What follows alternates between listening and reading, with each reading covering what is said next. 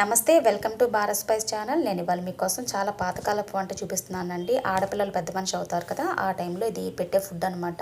నడువులకి చాలా గట్టిదనాన్ని ఇస్తుందండి. అంత దృఢంగా చేస్తుంది అనమాట. చాలా మంచిదన్నమాట ఆరోగ్యానికి. మెచ్యూర్ ఉన్నప్పుడు ఖచ్చితంగా చేసి పెట్టండి దీన్ని. ఇది అమ్మమ్మలు జేజమ్మల కాలం నాటి వండండి, మనం కనిపెట్టింది కాదు ఇదేమి. ఇది రవ్వ తీసేసుకున్న తర్వాత జొన్నలతో కొంచెం బరకగా ఉందని, కొంచెం లావుగా ఉందని మిక్సీకి వేసుకున్నాను అనమాట. ఫుల్ వీడియో అనేది ఎక్స్ప్లెయిన్ చేస్తూ నా ఛానల్లో అప్లోడ్ చేశానండి. ప్లీజ్ చెక్ చేయండి. ఇడ్లీ పాత్రలో పెట్టుకొని ఉడికించుకున్న తర్వాత ఇలా పిండి పిండిగా చేసేసుకోవాలండి. మీరు రుచికి తగినట్టుగా బెల్లం అనేది యాడ్ చేసుకోవాలి.